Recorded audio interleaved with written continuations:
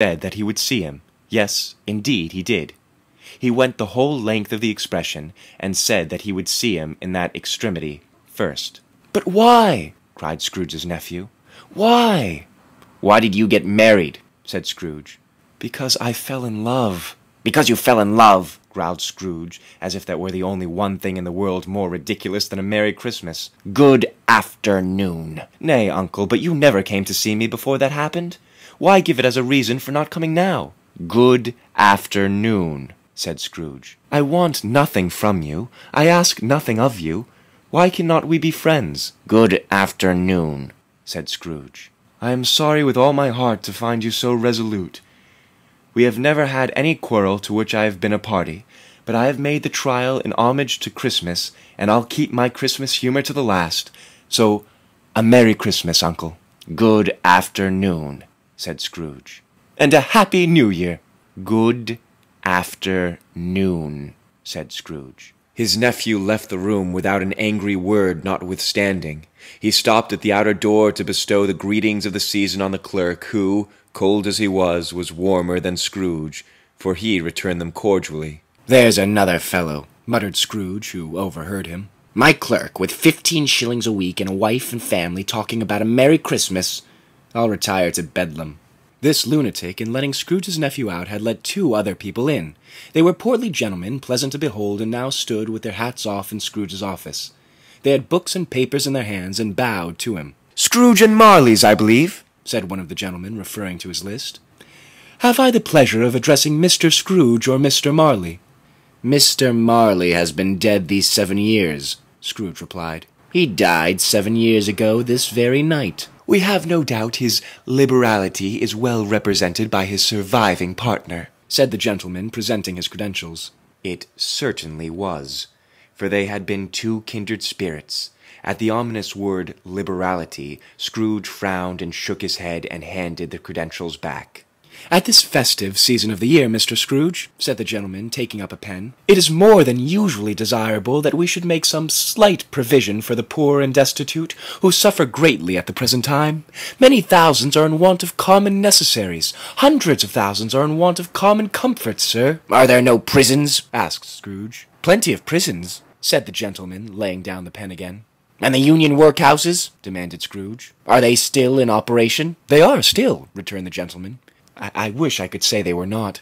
"The treadmill and the poor law are in full vigor, then?" said Scrooge. "Both very busy, sir." "Oh, I was afraid from what you had said at first that something had occurred to stop them in their usual course," said Scrooge. "I'm very glad to hear it." "Under the impression that they scarcely furnish Christian cheer of mind or body to the multitude," returned the gentleman. "A few of us are endeavoring to raise a fund to buy the poor some meat and drink and means of warmth. We choose this time because it is a time, of all others, when want is keenly felt, and abundance rejoices. What shall I put you down for?" "Nothing," Scrooge replied. "You wish to be anonymous?" "I wish to be left alone," said Scrooge. "Since you ask me what I wish, gentlemen, that is my answer. I don't make merry myself at Christmas, and I can't afford to make idle people merry. I help to support the establishments I have mentioned. They cost enough, and those who are badly off must go there." "Many can't go there, and many would rather die." "If they would rather die," said Scrooge, "they had better do it, and decrease the surplus population. Besides, excuse me, I don't know that." "But you might know it," observed the gentleman. "It is not my business," Scrooge returned. "It's enough for a man to understand his own business, and not to interfere with other people's. Mine occupies me constantly. Good afternoon, gentlemen." Seeing clearly that it would be useless to pursue their point, the gentleman withdrew. Scrooge resumed his labors with an improved opinion of himself, and in a more facetious temper than was usual with him. Meanwhile the fog and darkness thickened so, that people ran about with flaring links, proffering their services to go before horses and carriages, and conduct them on their way. The ancient tower of a church, whose gruff old bell was always peeping slyly down at Scrooge out of a Gothic window in the wall, became invisible, and struck the hours and quarters in the clouds with tremulous vibrations afterwards, as if its teeth were chattering in its frozen head up there. The cold became intense. In the main street, at the corner of the court, Some labourers were repairing the gas pipes, and had lighted a great fire in a brazier, round which a party of ragged men and boys were gathered, warming their hands and winking their eyes before the blaze in rapture. The water plug being left in solitude, its overflowing suddenly congealed and turned to misanthropic ice. The brightness of the shops, where holy springs and berries crackled in the lamp heat of the windows, made pale faces ruddy as they passed. Poulterers' and grocers' trades became a splendid joke, a glorious pageant, with which it was next to impossible to believe that such dull principles as bargain and sale had anything to do. The Lord Mayor, in the stronghold of the mighty mansion house, gave orders to his 50 cooks and butlers to keep Christmas as a Lord Mayor's household should, and even the little tailor, whom he had fined 5 shillings on the previous Monday for being drunk and bloodthirsty in the streets, stirred up tomorrow's pudding in his garret, while his lean wife and the baby sallied out to buy the beef. Foggier yet and colder, piercing, searching, biting cold.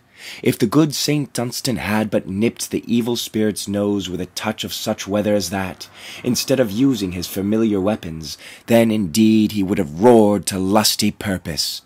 The owner of one scant young nose, gnawed and mumbled by the hungry cold as bones are gnawed by dogs, stooped down at Scrooge's keyhole to regale him with a Christmas carol, but at the first sound of "God bless you, merry gentlemen, there's nothing you dismay," Scrooge seized the ruler with such energy of action that the singer fled in terror, leaving the keyhole to the fog and even more congenial frost. At length the hour of shutting up the counting-house arrived.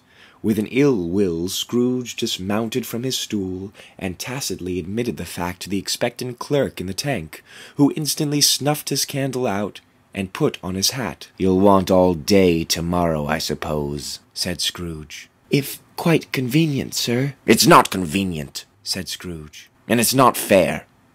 If I was to stop 1/2 a crown for it, you'd think yourself ill-used, I'll be bound." The clerk smiled faintly. "And yet," said Scrooge, "you don't think me ill-used when I pay a day's wages for no work." The clerk observed that it was only once a year. "A poor excuse for picking a man's pocket every 25th of December," said Scrooge, buttoning his great coat to the chin. "But I suppose you must have the whole day.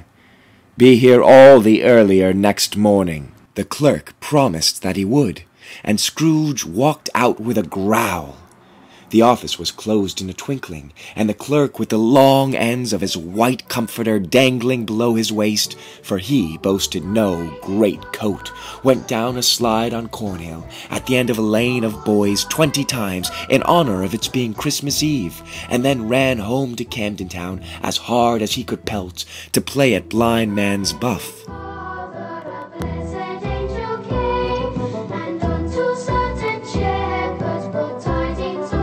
Scrooge took his melancholy dinner in his usual melancholy tavern, and having read all the newspapers and beguiled the rest of the evening with his banker's books, went home to bed. He lived in chambers which had once belonged to his deceased partner. They were a gloomy suite of rooms, in a lowering pile of building up a yard, where it had so little business to be that one could scarcely help fancying it must have run there when it was a young house, playing at hide-and-seek with other houses, and forgotten the way out again. It was old enough now, and dreary enough, for nobody lived in it but Scrooge, the other rooms being let out as offices. The yard was so dark that even Scrooge, who knew its every stone, was fain to grope with his hands. The fog and frost so hung about the black old gateway of the house that it seemed as if the genius of the weather sat in mournful mediation of the threshold. Now, it is a fact that there was nothing at all particular about the knocker on the door except that it was very large. It is also a fact that Scrooge had seen it night and morning during his whole residence in that place. Also that Scrooge had as little of what is called